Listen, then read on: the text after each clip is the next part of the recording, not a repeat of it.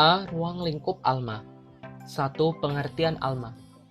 ALMA adalah manajemen struktur neraca bank dengan tujuan untuk memaksimalkan pendapatan, mengendalikan biaya dalam batas-batas risiko tertentu. 2. Risiko-risiko ALMA. A. Credit risk. Risiko debitur tidak akan memenuhi kewajibannya tepat pada waktunya atau lalai membayar. B. Liquidity risk. Risiko bahwa bank tidak akan dapat memenuhi kewajibannya pada waktunya. C. Pricing risk. Risiko kerugian sebagai akibat perubahan tingkat suku bunga. D. Foreign exchange risk.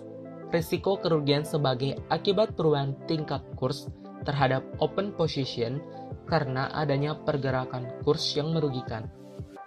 E. Gap risk. Risiko kerugian dari ketidakseimbangan interest rate maturity karena adanya pergerakan tingkat bunga yang merugikan. F. Contingent risk. Risiko yang timbul sebagai akibat transaksi kontingen. 3. Risiko ALMA. ALMA ini berfungsi memberikan rekomendasi pada manajemen bank agar dapat meminimalkan risiko yang dihadapi dan mengoptimalkan keuntungan serta tetap dalam koridor sesuai ketentuan yang berlaku. Dengan demikian, ALMA yang kuat dan berkualitas akan memberikan landasan kuat dan jelas dalam menetapkan strategi bisnis bank. 4. Organisasi ALCO. Secara singkat, struktur organisasi ALCO terdiri dari 1. Ketua, 2. Wakil ketua, 3. Sekretaris, 4. Anggota. ALCO mempunyai fungsi untuk menentukan berbagai macam kebijakan di dalam aplikasi atau penggunaan dana. 5. Landasan kebijakan ALMA. 1. Foreign exchange management. 2. Net open position atau posisi devisa neto.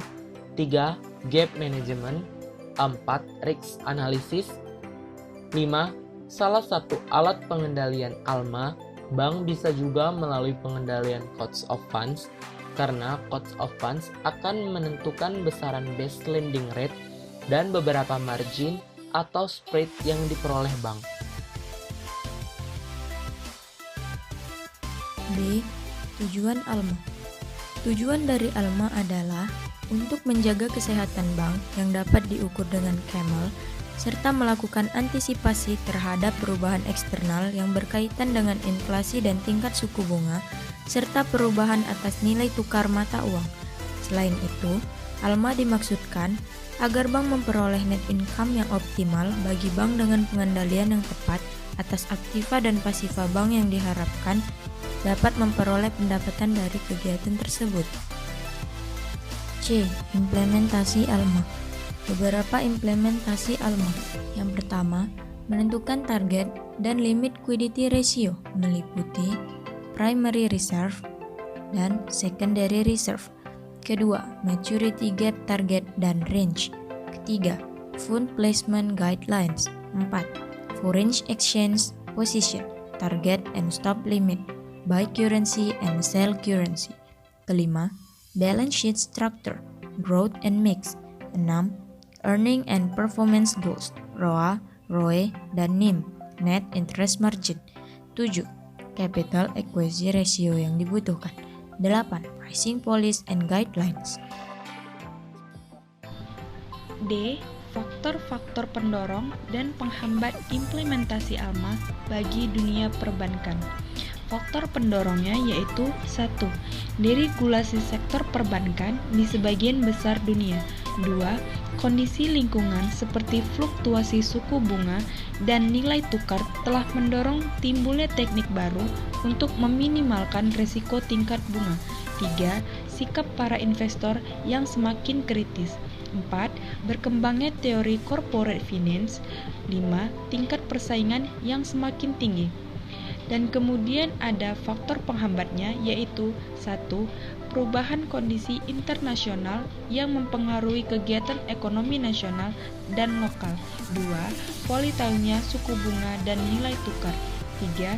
Tingkat ketidakpastian yang semakin tinggi karena perubahan teknologi komunikasi dan informatika.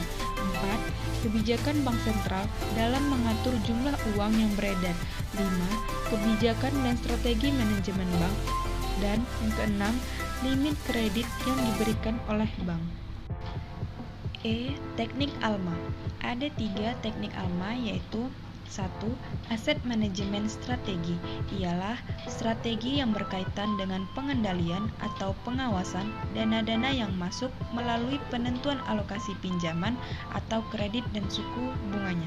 2. Liability management strategi ialah strategi yang berkaitan dengan pengendalian sumber-sumber dana dan monitoring bauran dan biaya deposit and non-deposit liabilities melalui pengendalian harga dan suku bunga. 3.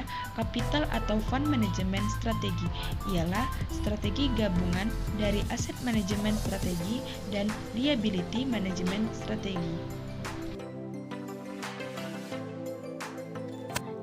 Kerangka ALMA.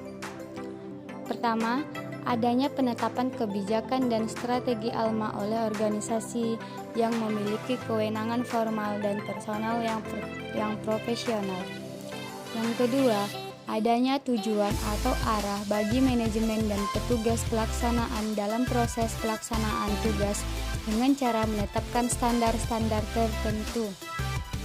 Yang ketiga, adanya pengumpulan data internal atau eksternal yang menjamin bahwa data yang terkumpul tersebut sudah cukup menunjang untuk keputusan ALMA, baik untuk jangka waktu pendek maupun panjang.